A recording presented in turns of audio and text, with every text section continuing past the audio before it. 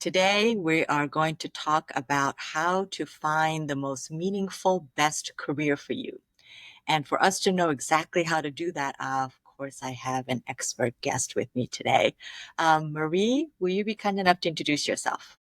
Absolutely. Thank you, first of all, for having me. I'm excited to be here. My name is Marie Levesque. I work as an executive and leadership coach at the Harvard Business School and on my own. I've been coaching in some form or fashion for the last, 30 years, but the last 10 years specifically working with, some world-renowned experts at Harvard on really how to, be your most authentic self, and from that place, find the right work for you. So, I feel very fortunate that I've had some great resources to draw upon and be able to help people from.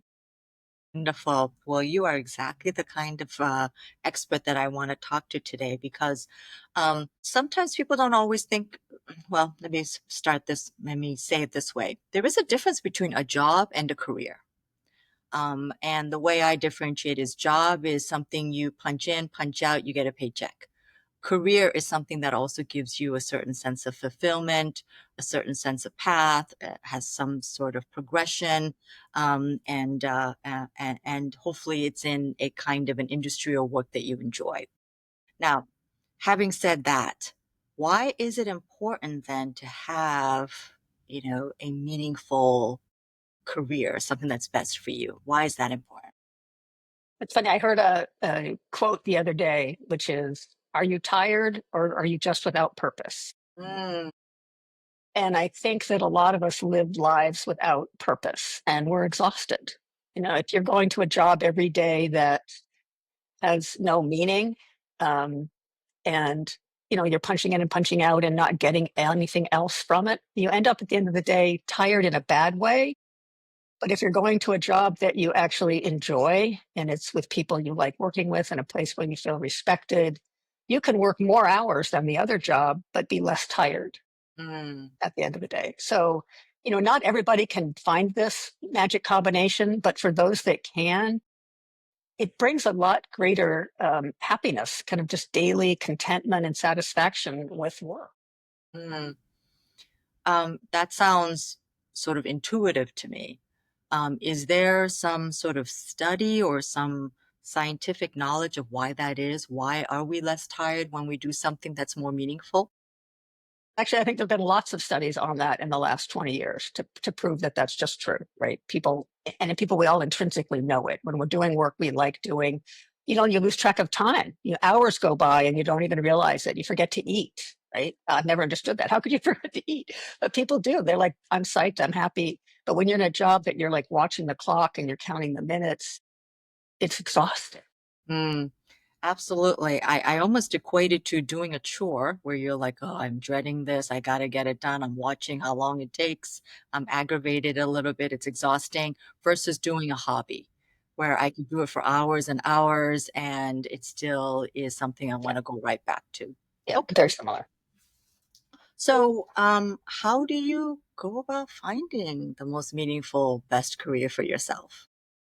Well, it all, I think, comes back to self-awareness, right? So the better you know yourself in certain areas, which I'll talk about, like three different areas, the greater chance you have of finding a career that aligns with what's most important to you, right? So if we start with like, think of like three circles or three lists. The first one being your strengths, right? What are you actually good at? Right? What specific skills are you good at? Are you good at organizing? Are you good at analyzing? Are you good at putting things together? Are you good at sorting things out? Are you excellent working with other people? Are you not good at working with other people? So, there's your strengths. And then at the same time, you should also have a list of like, these are the things I'm really not very good at. Right. So you know those. If you're not clear on what you're good at, ask people that know you well, right? Go to previous job um, performance reviews, or in a current job you can ask your manager, and ask people outside of your work life, ask people that know you, friends and family who watch you do things, because they'll see things that you won't see in yourself, right? So you got to kind of think a little bit outside the box. It's not just what within a job description am I good at, um, but if you are someone who gets along really well with people, you make friends easily, that's a skill that could match certain jobs, right? Like sales, you need to be able to get along and make connections quickly to be successful in sales. So once you have a kind of a good list of what you're good at, it's a better chance you can map it against um, specific jobs, right? The second piece of that is what what matters to me, right? In terms of like what call it extrinsic things Mm, is, do I need to have the highest possible paying job mm, or not? Do I just need to make a certain amount of money? But what's more important to me is an atmosphere where I have lots of people I like to work with, where I feel valued, where I have more time off, where I have I get to work from home a few days a week. So again, the more you know about the kind of environment you want to work in and the pieces that come in from the outside, right? The other people impact. Um, you've got those two pieces together. You've got your skill set, and then you've got, what are the kind of extrinsic values. And the third circle would be, what am I passionate about? What do I love doing? Right. So if you think about any jobs that you've had and you look at the actual tasks that you spent your hours doing, which ones did you like doing? Which were those ones where you forgot about the time? Now, for some people, that could be filling out Excel spreadsheets. For other people, it's putting together, PowerPoint presentations. Neither of those things make me happy, right? I would be like counting the minutes till they're over. But there are people who love those things. So they should be in a job that allows them to do those things because they like them, right? You mentioned hobbies before. So often that's a place where we have things that we do well that we love doing, but we don't necessarily think that that's attributable to a job, right? mm, So mm, let's say you're a photographer mhm, and you love, um, so I have a friend who's two different people that are photographers. One loves fiddling with all the mechanics of a camera, right?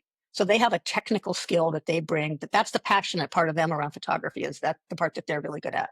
Someone else just wants to take her iPhone and have all that stuff done for her, but she likes to focus on people and objects and landscapes. That's the part of photography that she loves, right? So the same exact thing is driven by a different passion, mm, right? So it takes a level of, again, of self-awareness, like what is it that lights me up, mhm. right? Absolutely, and even I could take that photography example even a little further. Some people like the actual equipment that it takes for taking a picture. Some people like to actually take pictures and see the world in a certain way. Some people like to take existing photos and create a collage or some new thing from it. So when you say I'm interested in photography, take another step forward and say, what about that is it that I'm interested in? So the three circles, so the trifecta, the three places I heard was things that you're really good at, Right? Your thi- strengths. your strengths, things that the kind of environment that you thrive best in, and then the third is the things that you actually enjoy. I think people sometimes confuse those though. Some people assume things that I'm good at is what I enjoy, or what I enjoy is something that I'm good at. I may enjoy singing, but that does not mean I'm good at singing, right? Can you say Right. You more might about? be right. So often what happens is people have things that they're really good at. So like maybe you got rewarded in school for being, an excellent mathematician and you excelled in that. So you go into accounting, right? But you hate it, but they'll pay you really well for it. Mhm, So you get what we kind of can call those trap jobs where you get stuck in this overlapping circle of what you're good at and what's highly valued by other people, but it's not something that lights you up. mm. So and often our educational system kind of pushes us in that direction. It pushes us towards what we're good at, but very rarely we ever ask the question, well, what do you like doing? What of these skills, what of these things that you've done along the way are things that you've enjoyed? It's interesting because you're right. Our education system puts you in a box. So you must be a math person, you must be a creative person, you must be a people person, and puts you on those paths. And then they say, be whatever you want to be. And you're like, well, wait a minute. Well, Yeah, it kind of two very different paths. So, what steps do you take to find that? So once you have sort of the three things and the three buckets that you describe, some of it you should really look within yourself. Some of it you should observe yourself. Some of it you look at your past performances, and some of it you ask others to tell you things that you may not necessarily know about yourself. What other steps can you take to go about finding the most meaningful, best career for you? Well, one of the things that I've actually finally started playing with is AI, Chat Mm, GPT, yeah. right? Mm, And in the old days, you would have had to like go to a career counselor or, mm, get books on the internet and like, how do I match these up? But you could actually mm, put together a document of these are all the things I'm really, really, really good at. This is what matters to me in a job. This is what I'm passionate about. And you could ask ChatGPT, what are some careers that would allow me mm, to have a great mix of all of this? mm, And you might be stunned at some of the options that show up for you that you would never have thought about, right? So then you maybe take some of those that appeal to you and do a little more digging. I mm, think too often people like see a career title and they think, oh, that looks like a fun job or that looks like something I might be good at. But they don't think about what's the culture of that working world?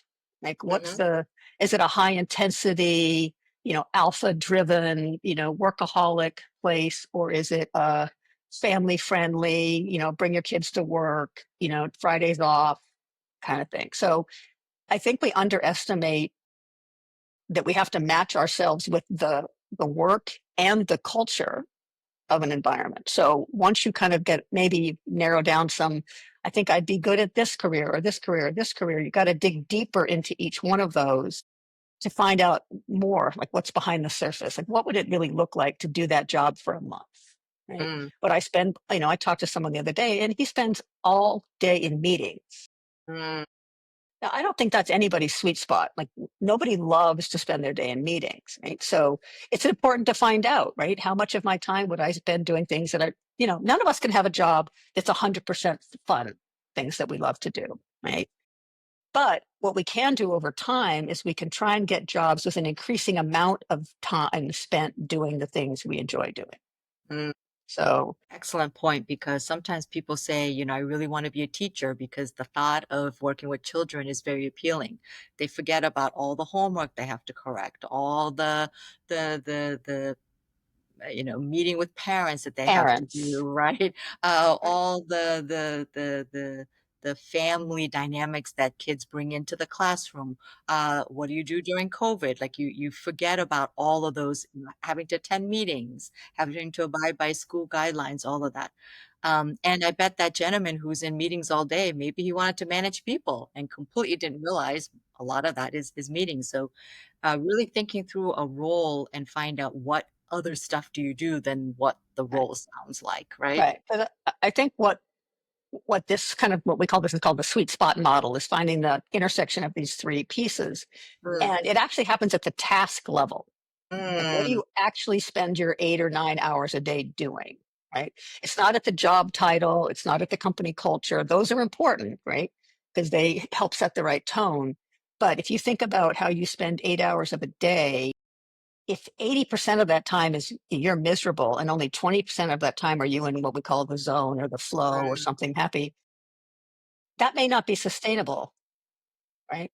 But if you can find a job where maybe 50% of the day is doing stuff you love, then that's a great starting point for a lot of people, especially earlier in your career. Like the younger you are, the chances you'll have to do more stuff you don't like to do is greater. mhm, And as you progress through, you collect data so mm, that each job you're like, okay, I want more of this and less of this, mm, right? And you have more ability to manage those um, percentages. mm. Do you have to have all 3, or is 2 out of 3 enough? I think for many people, 2 out of 3 is all that's available, Mm, right? In the reality of the world, there's a lot of people who have um, careers that are jobs, right? And they mhm, may not have some overriding passion, mhm, which is, that lines up with their job, right? So you find stuff that you're good at. It pays you well enough. It gives you the perks that you need. For some people, job security is way more important than passion. I've got 3 kids and a mortgage and rent and, you know, parents providing for my parents. And, I don't have time to go find something that lights my heart up. mhm. That's real. That's reality for a huge percent of people on the planet, right? That's okay. So there's no shame in that. In fact, Yes. that's an honorable choice. Yes. And if that is what you end up having to do, because for many of us we do, the goal might be to find a place outside of work where you find the thing that lights you up, right? Mm. Like you Mhm. said, if you love to sing but you're never going to get paid for it, you know, join a choir for people who also don't sing great but love to sing, Mm. So right? what I'm hearing you say is if the trifecta isn't accomplished by your career alone, perhaps find something outside of work that could fill some of that. Is that what I'm hearing? Yeah, but I think for most people, the two that have to happen are what you're good at and what you'll get paid to do, right?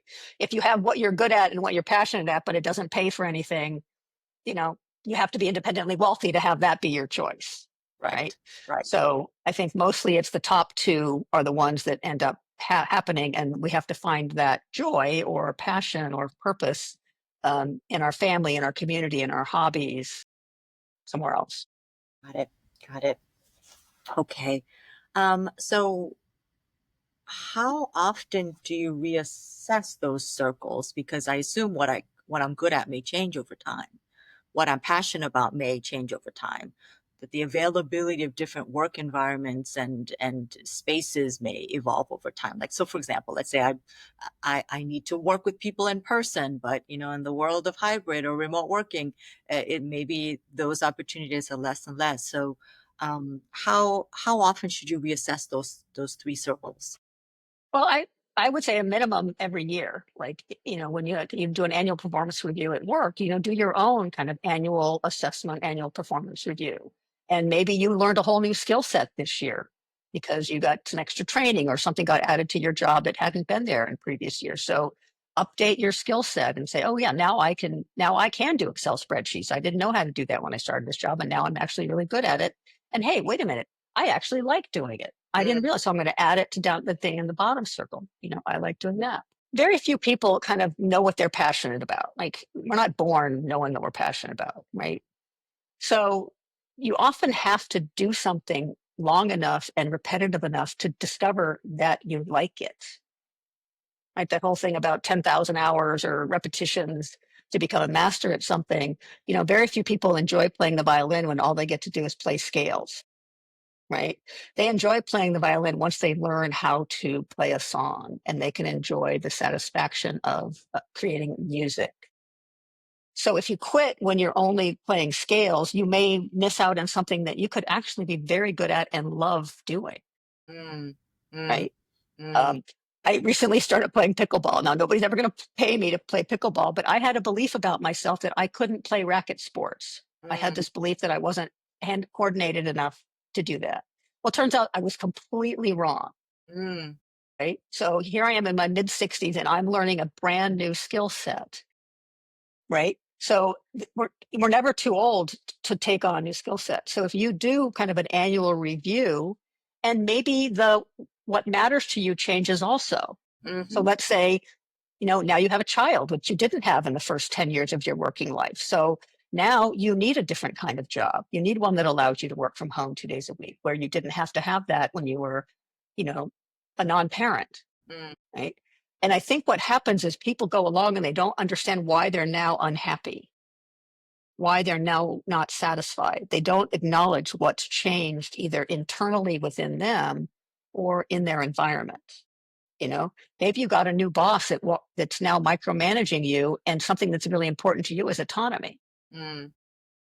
right? That's one of the extrinsic things that you really need to be happy in a job. And now you've got a new manager that's a micromanager. So that's going to have a huge impact on your job satisfaction. So when you do your annual review, it'd be like, okay, how much longer can I put up with this? Or is it time for me to look for, you know, a job where I get to have that again? So kind of reassessing those three circles, because some of it may have changed out of your control, and some of it Absolutely. may have changed because of things that you yourself have done. And if you don't kind of revisit those three circles, hopefully once a year, you may no longer be satisfied and not sure why. Something is out of whack, something is out of adjustment. Absolutely. So I assume you don't mean, reassess those three circles once a year, it doesn't mean go find a new career every year, right? So Mhm. what should you do with that knowledge? So if you're in the same role, same company, and now every year you're sort of reassessing, you use that, you take that knowledge and do what is the best thing to do with it in order to find to keep heading towards the most meaningful, best career for you. One opportunity would be to look within your world that you're currently operating in and Hmm. find out if there's things that you can offload that Hmm. you're not necessarily enjoying or that good at, but somebody else in your organization, like go back to the Excel spreadsheet. Like if you're spending, 2 hours a day and it's not something you're good at, but there's someone who sits next to you who loves doing that, then Hmm. maybe there's something that they're doing that you would like to do. Hmm. Having conversations with your managers that say, hey, I'm not very good at this, and it really isn't the best use of my time. So, Hmm. is there a way that somebody else can do this and I can do the stuff that I'm really good at because I'll be more productive? You'll get more out of me and I'll be happier. Hmm. So, see first of all where within your current environment changes can be made, Hmm. right? Hmm. Look and see if there's training available for you within your company so you can grow your skill set, and most companies do have training available, right? Or even outside your company, if there's like, you know what, I'm pretty clear I can't get where I want to go in this place. I need to start to get a different degree. I need to get some external college credit, stuff I haven't had before. I need to build my skill set externally. Right?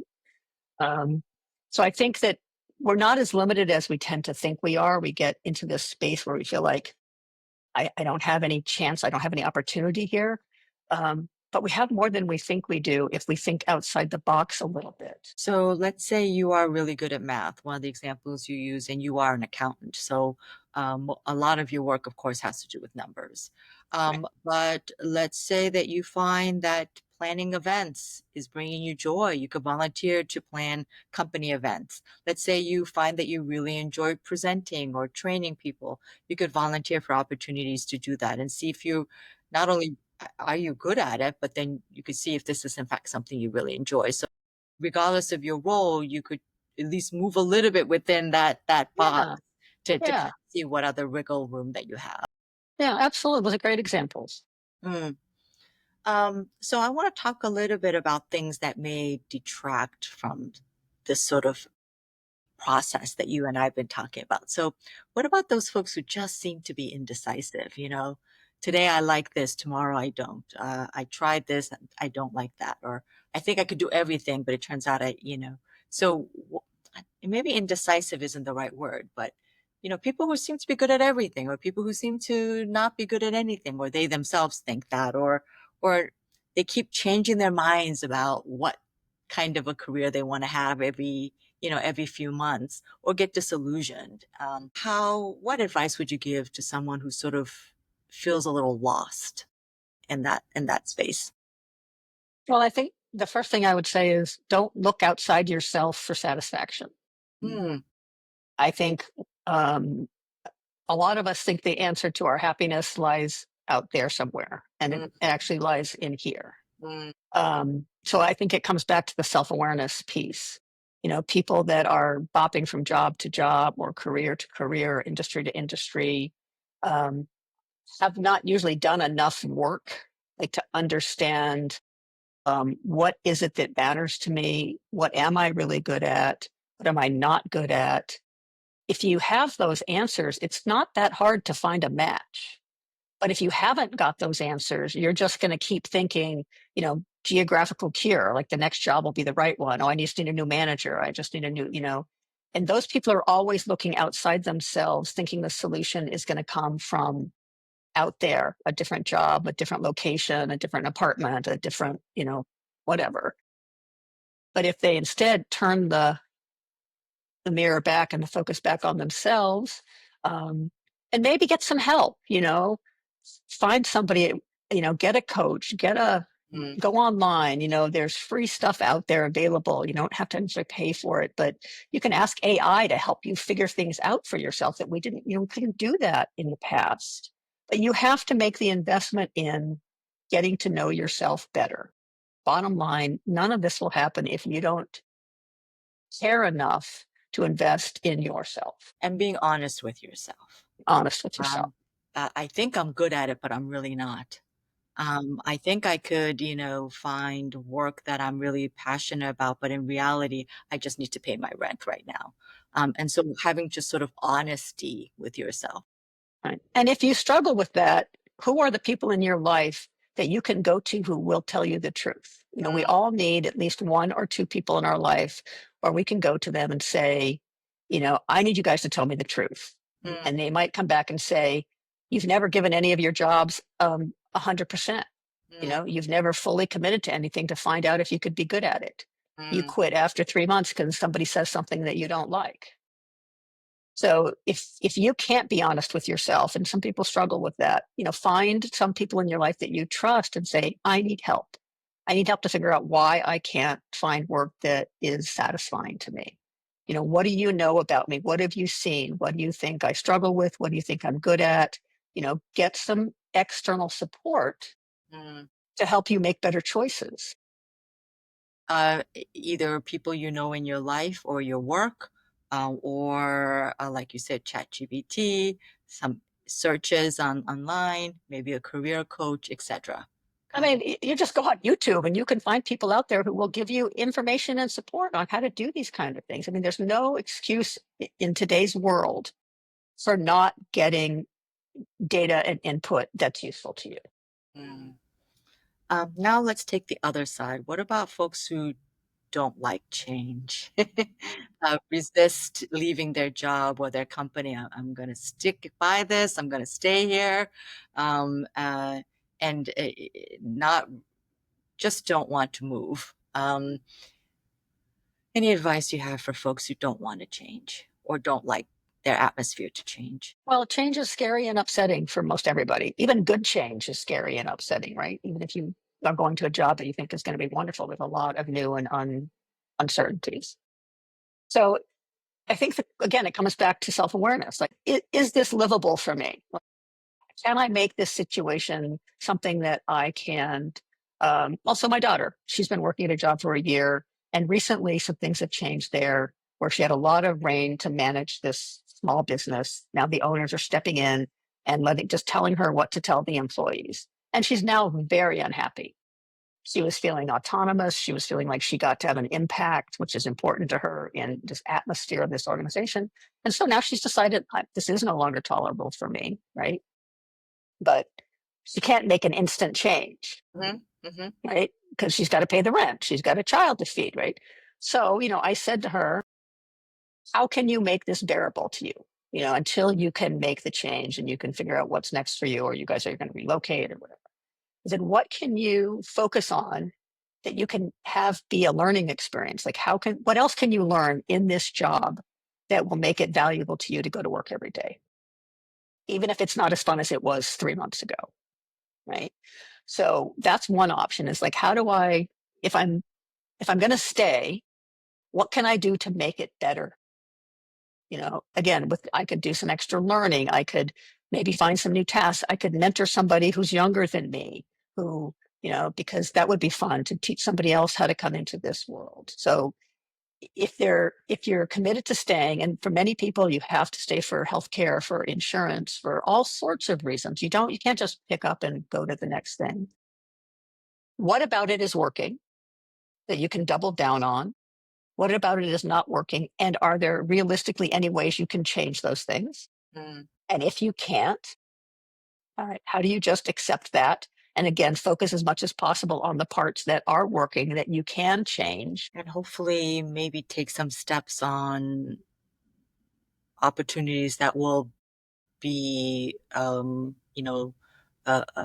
something good to march towards. Um, Yeah, finding out, because sometimes you can't just quit your job, right? And so doing all the things you just said about what can you do to make it more bearable, more pleasant, what other extracurricular activities in or outside of work that could give you some meaning. And then in the meantime, skill up, research more, and once you feel like you have more of your strengths, then you can figure out ways to look for other opportunities. right. I mean, it also depends on where you are. I mean, my daughter's 26, right? This was not a career she was planning on being, right? Managing a plant growing house, right? but she's learned a lot. And I said, well, what have you know? I've learned I can manage. I can learn I can do this. I can learn I can do that. If you're, 45 or 50 or 55 or 60, you're going to have a different trajectory ahead of you, right? That's an important thing to realize when you're the earlier end of your career. You're going to have probably, I think the data now is if starting at 25, you may have 15 different jobs Mm. over their career. Now, historically, like when my parents, they had one or two jobs, Mhm. Mhm. right? So Mhm. it's completely changed in terms of the flexibility that people have in their careers compared to 40 years ago, right? Mm. So, but the farther you are into your career, Mhm. kind of the latitude for movement gets smaller. The younger you are, the more latitude you have. You could try a lot more new things with less risk and less downside. So Mm. part of it again is being aware about where am I really in my Mhm. career progression. Um, and I think the other person thing I should mention is we talked about this. Some people are more risk averse than others, Right. right? Right. And you need to know that about yourself, right? There's nothing wrong. I mean, I'm not a huge, risk taker. There's some people who can go way up and come way down and they bounce right back. Those are entrepreneurs, Mm. right? They can fail, no problem. And they'd go right back up and they succeed again. Like that would kill me if I Mm. did a job like that, right? So knowing your risk level is also important. If you're someone who's like, no, I'm just going to stay down here, kind of on this low level trajectory because that works for me, then be honest with yourself about how much risk you can tolerate. So where you are in your career, how many years you spent in the workforce, your risk tolerance, your also obligations, right? Do you have a mortgage? Do you have children? Do you have some other people you have to take care of? Is there certain things that where you have certain obligations that limits the kind of risk that you can take? Really understanding all of those things. So I know we talked about this a little bit earlier, but what if, maybe it's, you know, what if I just want a job? Because of, obligations that I have.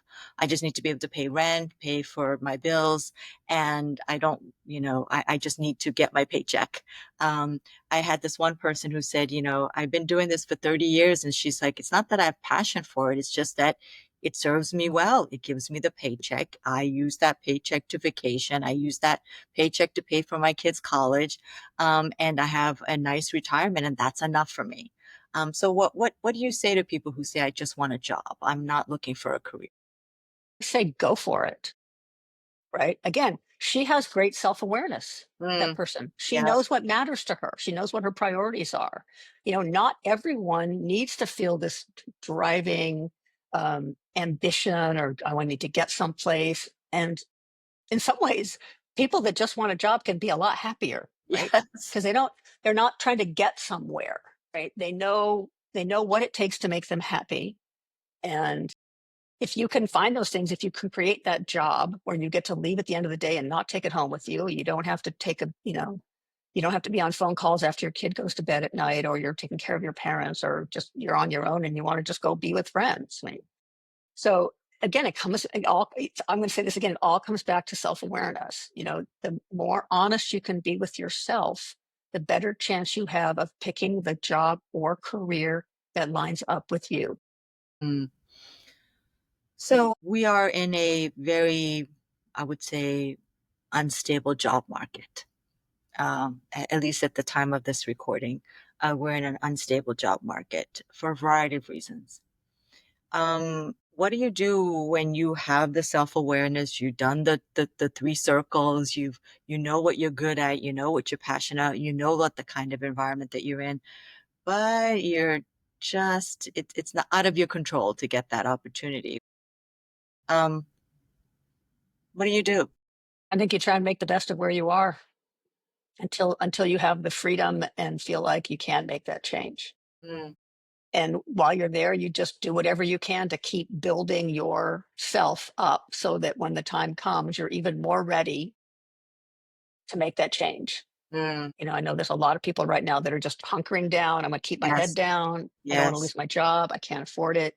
And they would love to do something else, something different. But the reality is that's not an option for a lot of people. So again, how within the world you're currently in, can you make it better? What can you do within the context of the place that you're at? Is there anything you can do to make it more tolerable, to make it more fun, to make it more interesting, to make it more um, learning. One of the things that for a lot of people, even if they don't want to get farther, they want to know more, Mm. right? Learning fuels us, it makes us feel more alive. So, um, you know, what what could I do in this current job to get myself more ready so that when things do ease up in the world, jobs are more available, and I feel more certain to take chances, I'm even more ready than I am right now.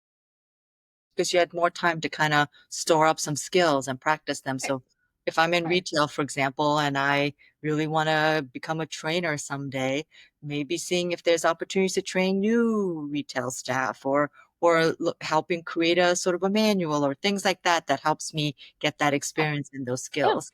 And while Absolutely. along the way seeing, "Oh, is this something that I actually do wanna do?"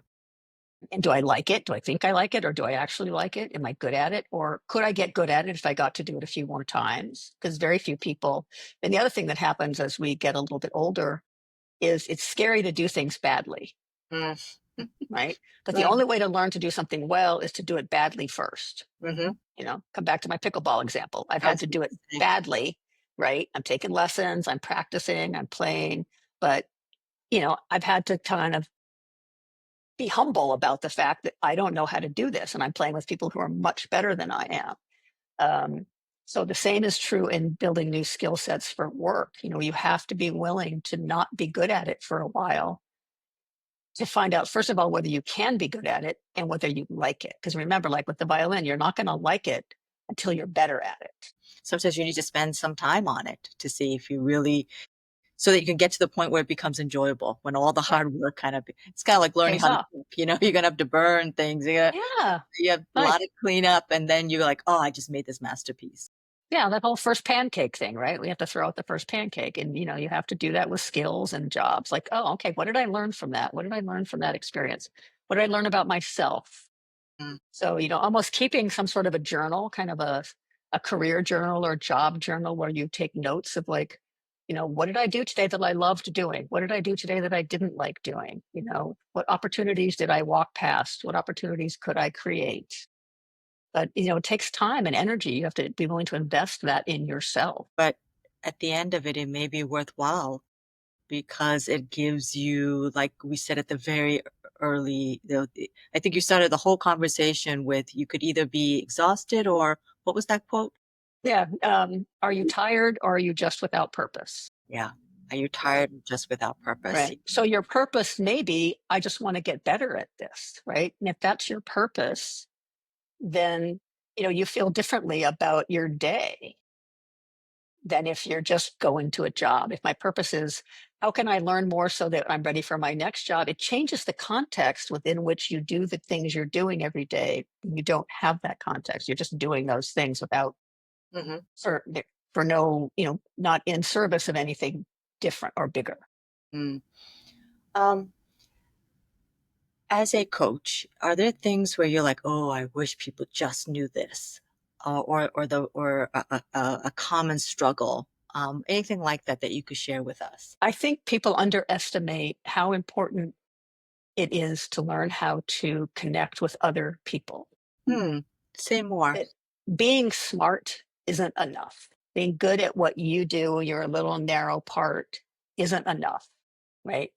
The whole, it's called emotional intelligence or soft skills, but it's actually becoming more and more and more important because if everybody has the same hard skill level, like you and I are equally competent at doing Microsoft, Excel Spreadsheet, spreadsheets, right. but you're able to communicate the data in that spreadsheet and connect with people in a way that they understand it. And I'm not, you're going to do better than me. You're going Mm, to go farther than I am.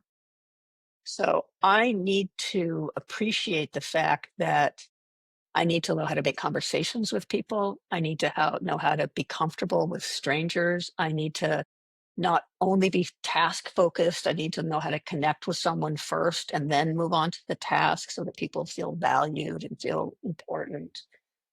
We just generally underestimate how important the world runs on relationship. It runs on connection. And if that's not something we're naturally good at, it wasn't for me. It was something I had to learn how to do. I struggled mightily in my, up until my late 20s, really, like learning how to connect with people. So if it's not something that comes naturally to you, it is like anything else. It's a skill that can be learned, um, and it's invaluable. I think it's what takes people. It separates those two people that have the same exact strengths and lets one person rise. And they wonder, like, why is that person? Why did they get? It's because they've learned how to um, value that relationships matter in a working environment. Absolutely, absolutely. And like you said, it's not always intuitive. For me, it was a cultural difference. Some of the norms that was obvious to someone who was born in the United States wasn't always obvious to me. Some slangs or jokes I didn't fully understand. So it took me a while to kind of go, okay, that's a norm. That's conversation. Oh, you could joke like this, you could joke like that. So some of it Yeah, is, not only is it personality based, but sometimes it's regional, sometimes it's industry, and sometimes right. it's cultural, sometimes it's, um, yeah, all of those type of Yeah. things. I mean, if and I'm an introvert who likes to spend a lot of time alone with myself. So I had to kind of really force myself to get out in the world, and because I like people, I like connecting, I like building relationships, but it didn't come naturally to me. And we see all the extroverts always talking and getting together and Right, having all this great time. We're like over here like, right, why right, can't I be like that? right. But, it's a skill. It's something I can learn, because it isn't that hard. It's just something you have to decide, I'm going to learn that. So even, that's another one of those things. If you're in one of those, I'm kind of stuck in this place for a while, what soft skills could you build? And What practice. relationship skills could you build and practice?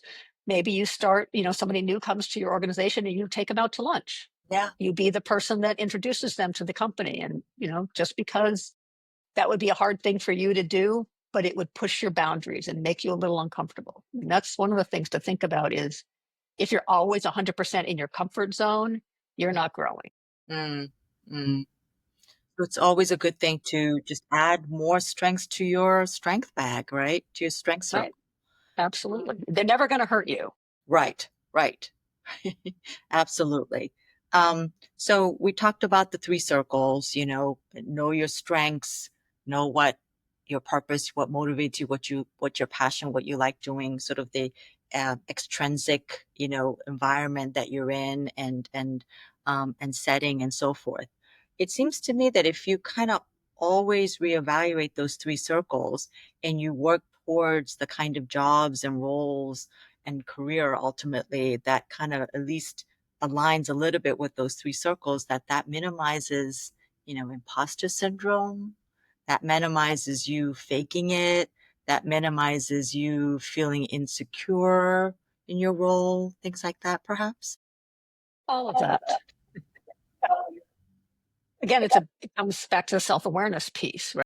When we have the imposter syndrome, we're actually lying to ourselves. Mm, We're under believing in our abilities. So, so because we many didn't take people that that, time to assess, perhaps. well, or we have an old picture of ourselves. We're still carrying the 19-year-old or 20-year-old who was scared and didn't and couldn't do it. But now we're 30 and we actually have learned how to do these things, but we haven't updated our internal landscape. Like it's like an operating system, right? You have to upgrade, you have to reboot, you have to add to the new operating system. And that's part of the self-awareness work is like, wait a minute, I really can do this now. I deserve this job. I have built myself. I have increased my skill set. Um, and that's something that if somebody else tells you that, it'll bounce off often because we don't have the internal belief that it's true. So that's a piece of work that we have to do inside of ourselves, usually in conjunction with other people. Like, tell me again why you think I'm good at this, right? Hmm, It's hmm. it's helpful to have someone say, "Look, I watched you in that presentation. I thought you did a brilliant job. You absolutely know how to do this, right?" We and like, okay, right, you're right. I went back and I thought I was going to make this mistake and I thought I was going to stumble, but I didn't. So I need to update my operating system. I need to change how I've been perceiving myself, right? Mm, Because your perception of me can only stick if I have the already some sort of internal kernel of that same belief. absolutely. Updating your operating system, having an updated inventory of yourself. And so doing that kind of inventory of my current strengths for this year, what I'm currently passionate about, what kind of environment do I enjoy, having that kind of updated once a year, as you advised earlier, will allow me to look at myself every year as opposed to once when I was 19 and once when I'm 30. Right. Gotcha. Right. Keeping current, right? Just keep Mhm. current with ourselves. Mm. Other nuggets or advice or tips that you have on finding the most meaningful career for yourself? I think the only piece that I didn't mention earlier is like thinking about what environment you're happiest in. You know, would you like to work for a big company? Would you be happier in a small company, in a startup? Do you want to be somewhere it's established? What's the culture that you thrive in, right? Um, the more, again, like the more you know about yourself, the better you're going to match up to that. So if you're asking yourself some of those questions in addition, um, because you can be an accountant in a two-person accounting firm, or you could be an accountant in one of the big, used to be big seven, which are now the big three accounting Right. firms, right? Right. And they're going to be the same job, but they're going to feel completely different, right? And one, you're going to have autonomy. You might be a boss. You might, be responsible for the eventual profit and loss of that little tiny company. Or in the other one, you're just a little cog in a bigger wheel, but you don't have the responsibility to make the profit, right? So knowing which one of those is your best fit is going to make a huge difference, right? In your eventual happiness in the work or contentment with what looks like the same job, but it's very different because of the context within what you're doing. Hence the three circles. Three Hence, circles. Yeah. absolutely. And if you're not sure, you got to try it out to find out, right? You got to try it out to find out. Yeah, work for a big company, even if you're not in that particular role, but do you like it? Do you not enjoy that? Right. For a small company, even if it's not in the dream role, know that if you like smaller or bigger companies. Yeah. Right. I don't think we give ourselves enough permission. So I work with a lot of the graduate students finishing, at HBS. They're coming up and now they've had a lot of flexibility up until this point, and now they're making like their first job that they're not going to go back to graduate school from, right? So they're now going to be stuck there for a little while. But even then I say to them, so you find a job and you don't love it. Yeah. So you stay for 2 years, you learn everything you can, and then you move on to the next thing, right? You're not stuck anywhere. This doesn't have to be the right answer. You don't have to find the perfect job. You only have to find one that you think is going to be a decent fit. And part of it will fit, part of it won't fit. So get as much as you can out of it so that you can take that to the next one so that you're not wasting your time there, right? Right. Get whatever you can out of it so that when you move on, you've taken something with you, you've built yourself, you've added to your operating system, you've upgraded your skill set Mm. and your knowledge about yourself. Which allows you to become a little closer to the kind of work that gives you passion and the kind of environment that you thrive in by continuing to grow in your skills. And also knowing after working somewhere for 2 years, not only do you know about the role and if it's the role for you, but the kind of environment that you work best in, the kind of management the kind of leader that you work best under. All those are great data points for you to fill in Right. those circles. Right. And if you get to try something new that you've never tried before, you might discover, oh my, I love this, Right. right? I didn't even know it existed before. Yes. But I love it. So if you don't give yourself the chance to try some new things, you may miss out on an entire skill set, an entire job, an entire piece of work that you're perfect match for. Right, right. And also, the workforce is very different than it was, even 10 years ago. People don't stay. People actually question your resume if you stayed too long, never mind, Right. and Right. also in the world of contract employee, contract workers as well as freelance workers, people, having multiple freelance work over Right. years. But the expectation that you stay in one company for your entire career is no longer there. No, and I mean, I think contract work is a great way to test things out, Mm. right? You're not making a huge commitment. You're giving it a chance to find out if this place is a fit for you, if this work is a fit for you, what part of myself shows up here that didn't show up in other places. So, if you can give yourself permission to do contract work as a opportunity, like a learning opportunity. Like let me go try this for this big company and see if I like this job. All I've done is sign up for 3 months or 6 months or 9 months, whatever the contract is. Mm. Great tips. Anything else that you like to share with people You know, who just invest in yourself, invest in your self-awareness and your self-knowledge. And, you know, the more you know, the better you can choose. I think it really comes down to that. The more you know about yourself, the better you can choose jobs and careers that align with you and will ultimately make you happiest and most satisfied. absolutely, uh, we make assumptions about ourselves all the time. Stop assuming, do that inventory, do that self-awareness, do that research to see what others think of you, do a reflection of the things you've enjoyed and are good at. Absolutely, absolutely.